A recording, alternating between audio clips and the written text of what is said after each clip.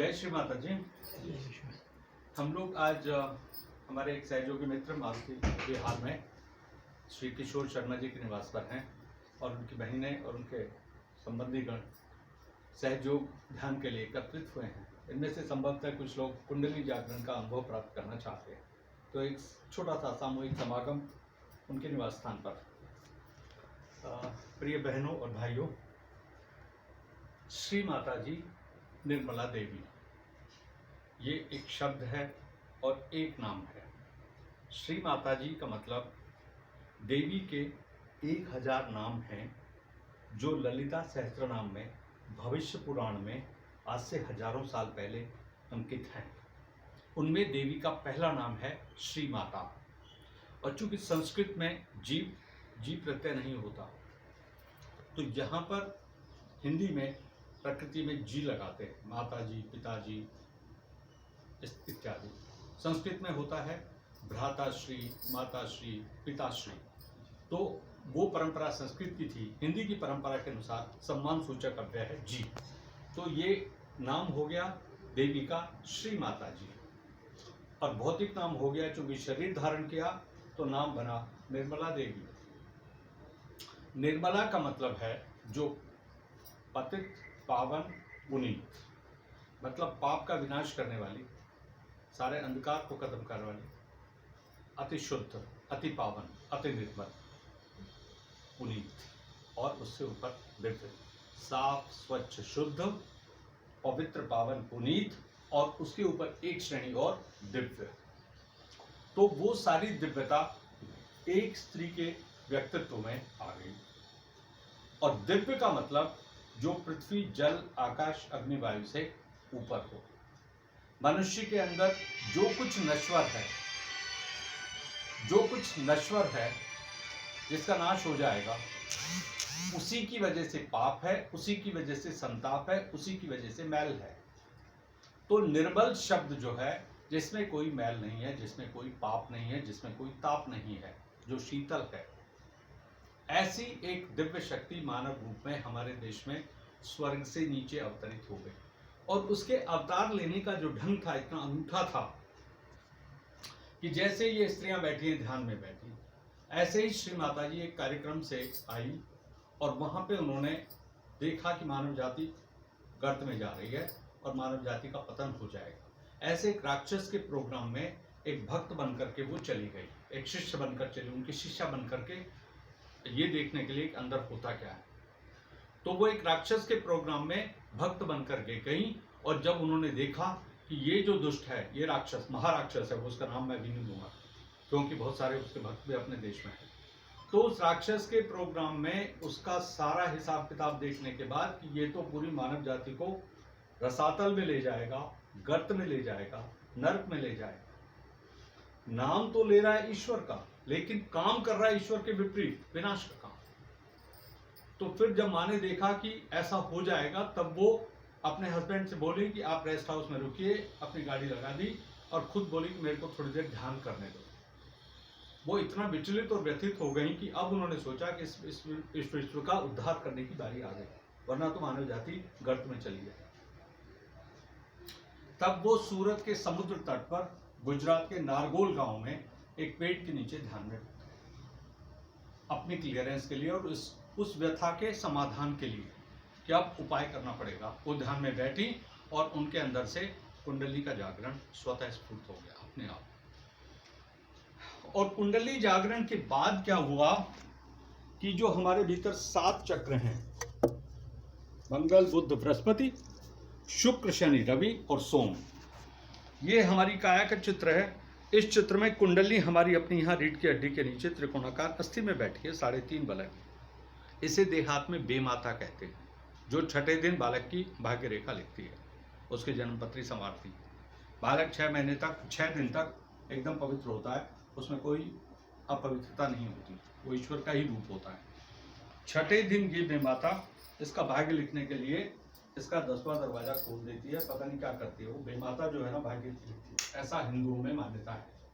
अभी आप ताज्जुब करोगे, कल हम सोना के प्रोग्राम में थे तो एक टीचर कहती है सर बेमाता का मतलब होता है विदाउट मदर। ये बात भी सही है, वैसे तो संस्कृत में शब्द है विमाता, वी माने विशेष, माता मानी माँ, एक विशेष माँ। तो लेकिन जब कोई चीज पता नहीं होगी और हम अपनी जड़ों से कट जाएंगे तो फिर हमें कोई भी धारणा, कोई भी चीज जो बहका देगा, जो बहका देगा, हम उसको मान लेंगे।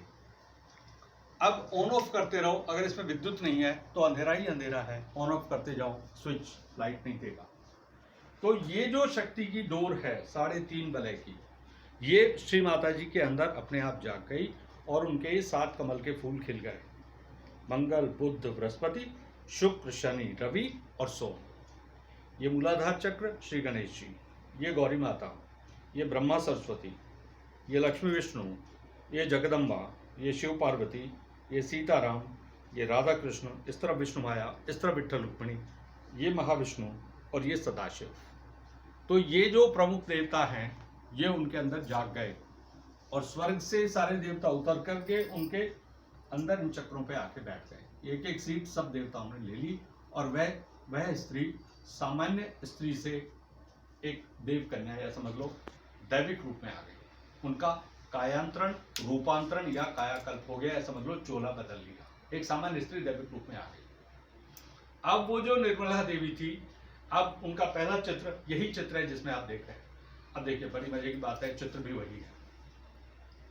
इस चित्र में हम छोटे बालकों, सबसे पहले जो 12 साल तक के बालक हैं उनको ये चित्र जल्दी समझ में आएगा और जैसे जैसे उम्र बढ़ती जाएगी ये अहंकार प्रति अहंकार बढ़ते जाएंगे, माथा आपका विचारों से भरता जाएगा और ये आपका 10वां दरवाजा बंद हो जाएगा। हाथ खोल के रखिए, हाथ खोल के रखिए। तो 10वां दरवाजा जो है, इस बंगले के 10 दरवाजे बीच पवन का खंबा, इस बंगले के 10 दरवाजे बीच पवन का खंबा, आवत जावत कछु न देखा, देखा बड़ा अचंभा। बंगला भला बना दरवेश, जिसने नारायण परवेश।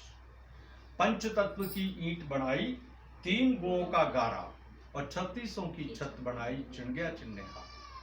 ये गोरखनाथ का भजन 1100 साल पुराना, निर्गुण परंपरा। हठ योग से इस शक्ति को जगाते थे जो अब सहज योग में तब्दील हो गया। अब आपको हट करने की जरूरत नहीं है, बस इस चित्र के सामने बैठिए, आपके अंदर ये 7 चक्रों के देवता जागृत हो जाएंगे और आपके ग्रह नक्षत्र भी जागृत हो जाएंगे। अब देखिए उदाहरण के तौर पर हमें शिरोव्यथा है या पेट में दर्द है, हम चिकित्सक के यहाँ गए और फिर साथ साथ में वो जो गोलियां जो दवाएं लिख रहा है उसका तो हमें पता ही नहीं कौन सा रासायनिक मिश्रण है उसमें, वो हमारी काया की प्रकृति के अनुसार वो दवाएं हैं कि नहीं हमें नहीं मालूम। और दवाएं भी ऐसी हैं, 2 इस केमिस्ट से मिलेगी, 2 उस केमिस्ट से मिलेगी, 1 उस केमिस्ट से मिलेगी। और नवाब ऐसा है कि पहले तो आपको टेस्टिंग में उलझाएगा, सबसे पहले अपना किराया निकालेगा कि ये टेस्ट वहां पे होगा, ये टेस्ट वहां होगा। आप एक पर्चा लेकर के blood test, urine test, CT scan, MRI, X-ray, so many things, और एक सामान्य नागरिक भारत का इन टेस्टों में उलझ गया, जबकि आयुर्वेद उसके लिए सर्वोत्तम दवा थी।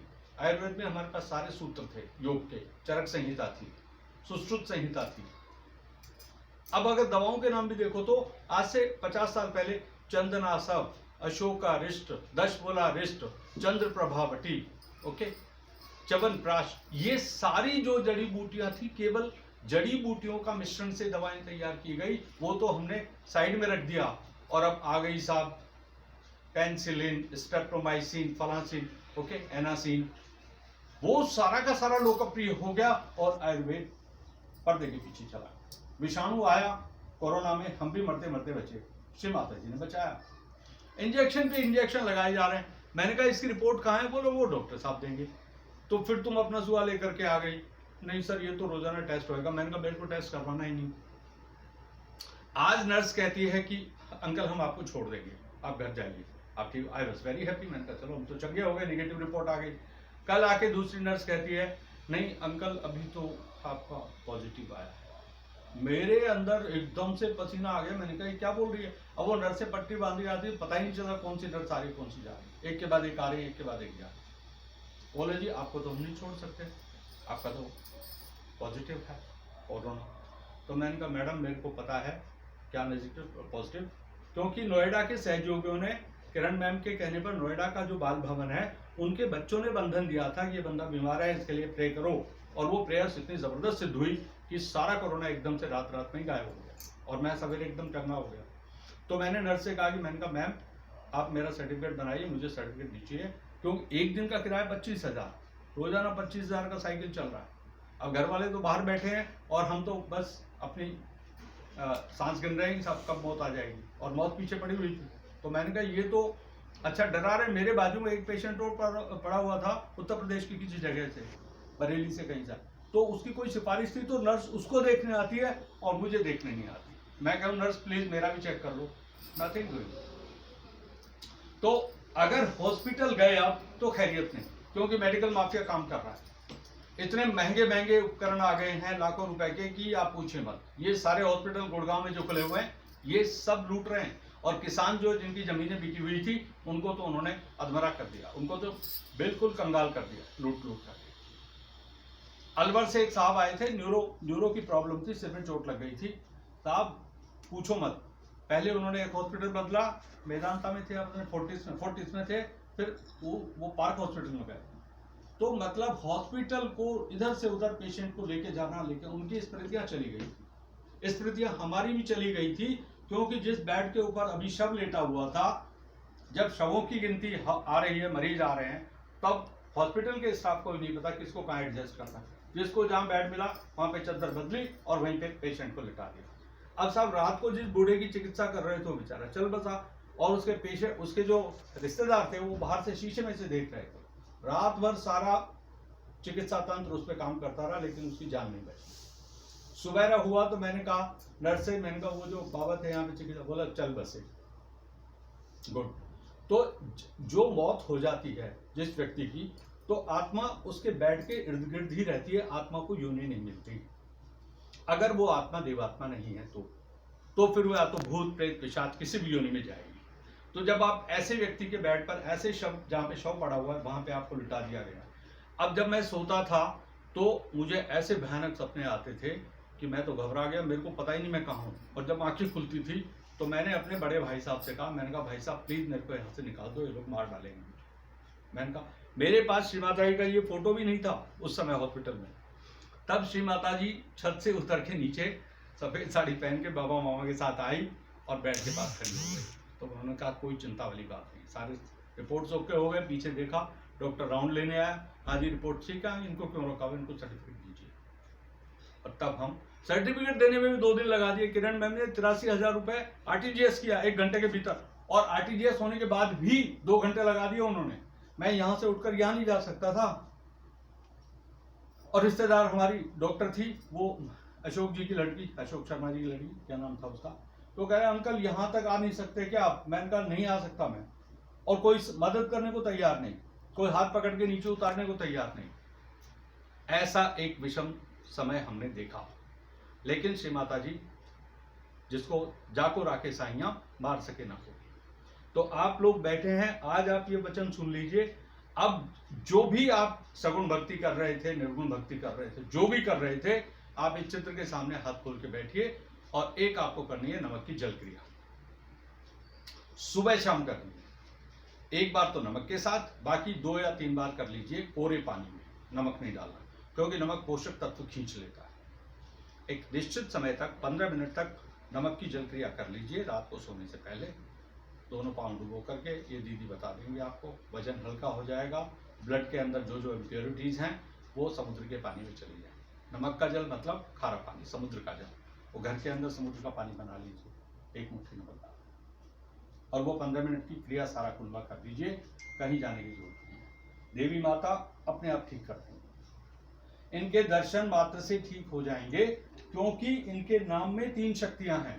पहला हो गया निर्मला देवी का मतलब भौतिक नाम, सांसारिक नाम, बट उस सांसारिक नाम में भी आध्यात्मिकता छिपी हुई है कि ये 3 शक्तियों का मिश्रण है। नहीं माने नहीं, यानी कि शून्य, ये है ही नहीं। ये सारी चीजें शून्य करेगी। किन किन चीजों को शून्य, कौन सी बुराई हमारे अंदर है, कौन से अवगुण हमारे अंदर है, हमारे दोष क्या क्या हैं। 6 हमारे शत्रु कौन कौन से? काम, क्रोध, लोभ, मोह, मद और ईर्ष्या अथवा रागद्वेष। ये जो 6 शत्रु इन चक्रों पर बैठे रहते हैं।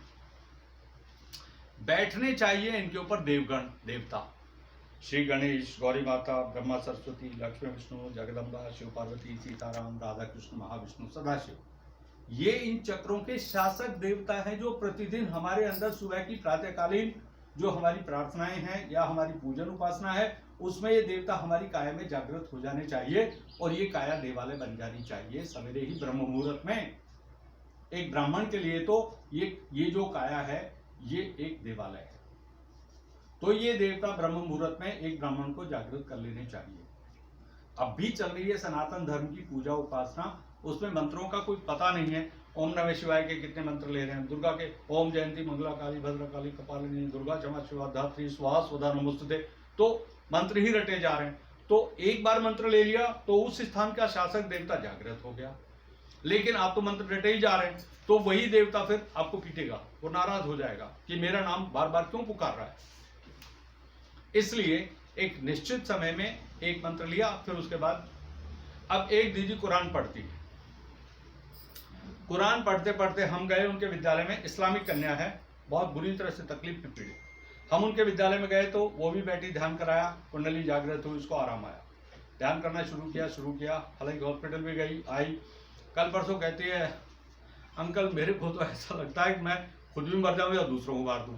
तो मैंने कहा ये कुरान जो है आपकी सूर्य नाड़ी को उत्तप्त करती है, क्योंकि उसमें सारा वर्णन सूर्य नाड़ी को जागृत करने का ही है।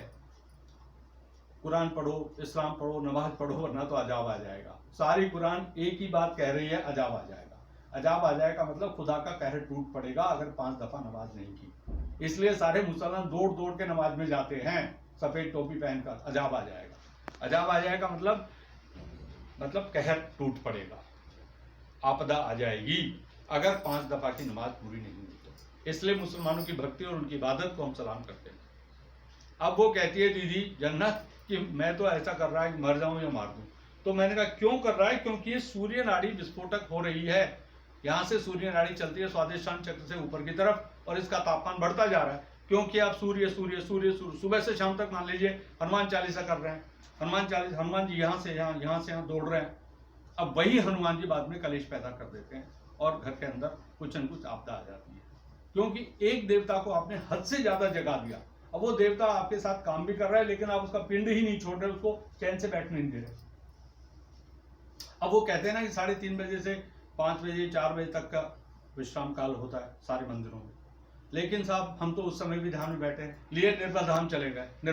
अरे निर्मल धाम वो देवलोक है भाई, देवी बैठी है वहां साकार में, आपको वहां पे नहीं जाना।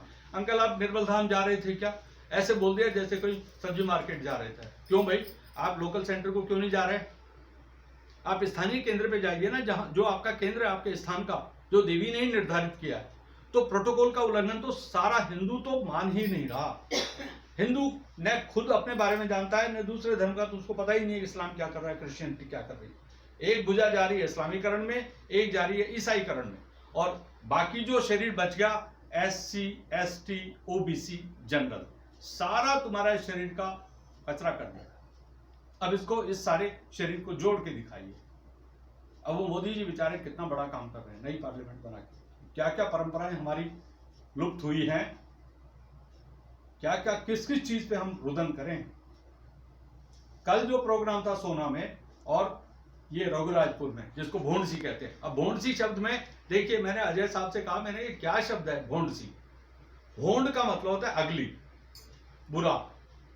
उस गांव का नाम है, उसको लिए जा रहे हैं, इस नाम को बदल लो भाई। हमने कहा इसका नाम रघुराजपुर रखो, सरपंच और पार्षद को बोलो, MLA को बोलो, भोंडसी को बदलिए और इसका नाम रघुराजपुर रखिए, क्योंकि वहां राघव जो भगवान राम के वंशज हैं उस जाति के राजपूत रहते हैं, उनकी बहुतायत है। तो सरपंच से कहिए कि राघव जाति के सारे बंदे एक जनमत संग्रह करें और मुख्यमंत्री को रिपोर्ट करें कि हमारे गांव का नाम कल से रघुराजपुर रहेगा। तो परिवर्तन तो करो भाई।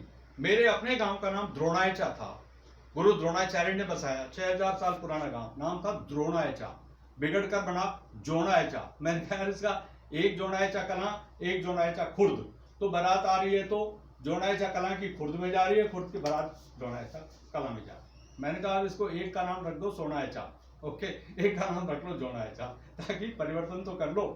बाहर से कोई आदमी आ रहा है जोणायचे जाऊंगो, कौन से जोणायचे? बामणा वाले अहिरामण, ओके, अहिरों के जोणायचे में जाओगे, ब्राह्मणों के जोणायचे। सो हिंदू इतने पैदल हो गए हैं अकल से कि वो परिवर्तन कर ही नहीं पा रहे, डिसीजन नहीं ले पा रहे। अब निर्मला देवी आ गई तो इसमें सब अच्छा, अब माता निर्मला देवी, ये माता निर्मला देवी, अरे भाई तुम इतना आसानी से नाम ले रहे हो। आदि शक्ति है। आदि शक्ति का मतलब इसने संसार बनाया, वो शक्ति धरती पर आई है सारी शक्तियों के साथ। अब इसमें 3 शक्तियां प्रमुख है। पहला अक्षर नी माने नहीं, यानी कि महाकाली, जो विनाश करती है सारी बुराइयों का, सारे शत्रुओं का। भीतर के शत्रु भी मारती है, बाहर के भी मारती है। अपने आप मर जाते हैं, कुछ नहीं ये कहते मैं मारती नहीं हूँ, अपने आप मर जाते हैं। जैसे आपने स्प्रे किया, कॉकरोच अपने आप मर जाते हैं। कुछ कॉकरोच जो है ना वो छुप जाते हैं, स्प्रे करने की स्मेल से भाग जाते हैं, वो मरते नहीं, वो छुप जाते हैं इधर उधर। तो सारे राक्षस दोबारा से अवतार लेकर आ गए। दुर्गा के रूप में जब ये आई थी तब इसने चंड मुंड शुंभ निशुंभ और अंतिम राक्षस था महिषासुर, जिसको कलकत्ता के कालीघाट पे मार दिए सारे राक्षस। अब वो फिर से आ गए। तो वो कह रहे हैं कि इस युग में त्रेता द्वापर और सतयुग में तो कोई राक्षस था ही नहीं। त्रेता और द्वापर के जितने राक्षस थे वो सारे कलयुग में अवतार लेकर आ गए। प्रजापति, ब्रह्म कुमारी, निरंकारी, राधा स्वामी। अब वो कल एक कोई चर्चा चल रही थी, हिंदू अपने देवताओं को छोड़ करके ये बाबा जी, महाराज जी, गुरु जी, तांत्रिक, स्वामी जी जेल में बंद है, फिर भी उनका पूजन आरंभ। ऐसी हिंदुओं की दुर्दशा है। जब उन्होंने अपने देवी देवता छोड़ दिए, जो अंदर बैठे हुए थे और बाहर पूजन चल रहा था सनातन धर्म का मंदिरों में, तो चलने देते ना। सगुण भक्ति हो रही है, हनुमान चालीसा तुम्हारे पास है, दुर्गा सप्तशती तुम्हारे पास है, उसका पाठन कर लो, रामायण रामचरितमानस तुम्हारे पास है। ये बाबा जी कहाँ से आ गए? ये सारे राक्षस अभी भी इनका पिंड नहीं छोड़ रहे। मैं हजामत बनवाने गया 3 बार, तो मैंने कहा मुसलमान 9 बजे तक खोलते, तुम 8:30 ही बंद कर देते हो। बोला अंकल जी 6:30 बजे शुरू करते हैं, 8:30 बंद कर। अब वो एक दुकान है हजामत बनाने वाले की, वहां पे 4 दुकानें मुसलमानों की मेरे चौक पे नजदीक, वो खोलते हैं 9:30 बजे, 10 बजे तक हजामत बन रही है, कोई दिक्कत नहीं।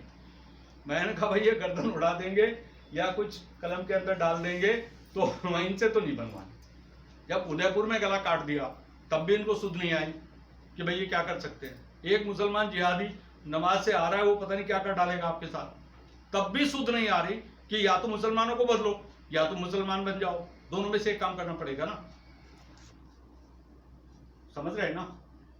तो कुछ तो फैसला करना पड़ेगा। अभी तो आगे है ना सिर के ऊपर पानी। पहली शक्ति महाकाली की, म से बना महालक्ष्मी, जो उन्नति देती है, सुख शांति देती है, समृद्धि देती है। और तीसरा अक्षर इसमें है ल से बना ललिता, माने सुंदर, ललित। इस ललिता से ही सारी कलाओं का सृजन हुआ। 64 कलाओं का सृजन हुआ ब्रह्म विद्या से। ललित कला, चित्रकला, वास्तुकला, ज्योतिष कला, काष्ठ कला, ओके।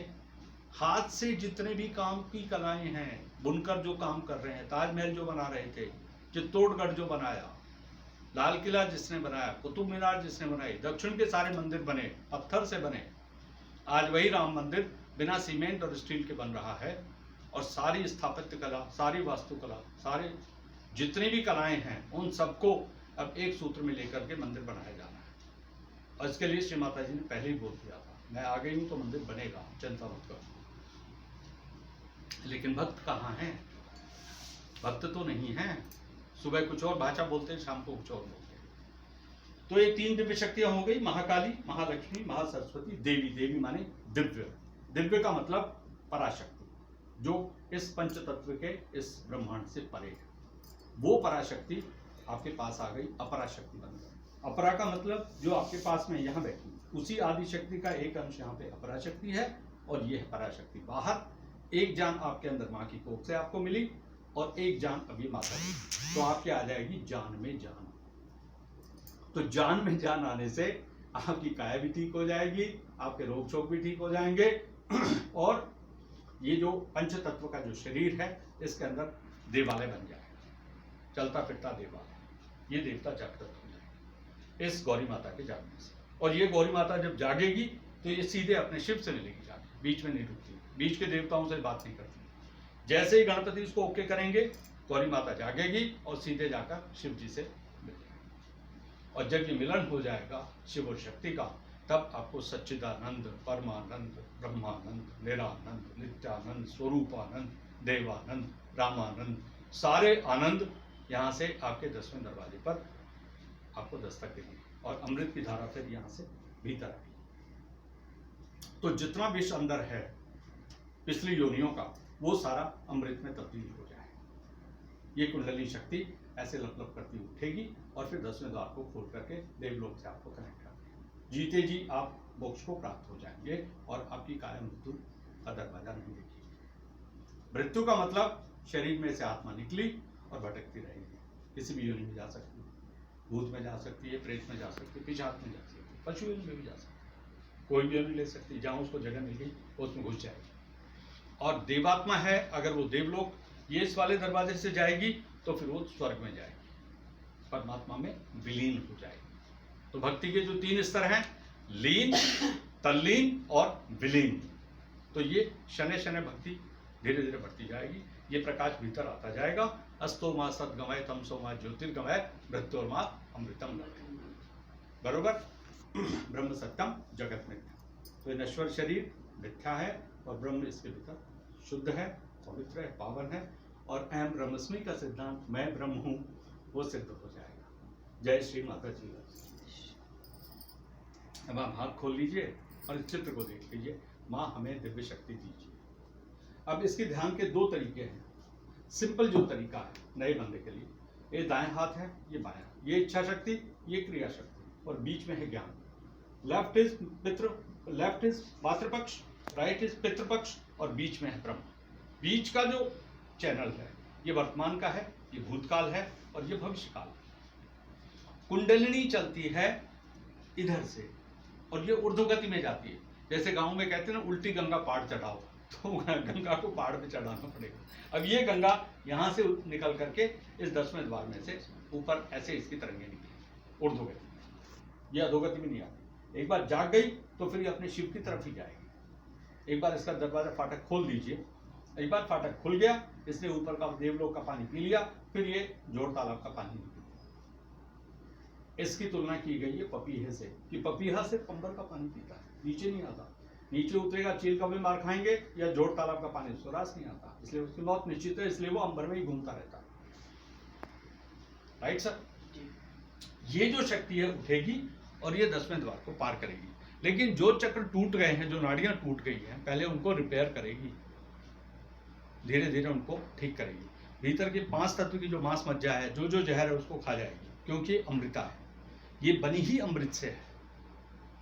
तो जो काया में विष है उस सारे विष को ये खा जाएगी और उस प्रक्रिया में समय लगेगा। अब चूंकि आपकी तो उम्र 40-50 से ऊपर होगी तो इस काया का रिपेयर करने में उसको टाइम लगेगा, ओवरहोलिंग होगी। छोटे बालक हैं, अभी से ध्यान करना शुरू करेंगे तो ये देवता जल्दी जागेगी और काया फिर बीमार नहीं पड़ेगी। जितनी पड़ चुकी। अब ये धीरे धीरे उनको बैलेंस में ले आएंगे, चक्रों को ठीक कर देंगे, नाड़ियों को ठीक कर देंगे। बट उस रिपेयरिंग के काम में टाइम लगेगा और आपको बड़ी सामूहिकता के साथ ध्यान करना पड़ेगा, शिद्दत के साथ। और आलतू फालतू के जितने भी तमाशे हैं वो छोड़ने पड़ेंगे। मंत्र लिए जा रहे हैं, भजन गाए जा रहे हैं, गुरु जी महाराज जी, ये सब छोड़ने पड़ेंगे।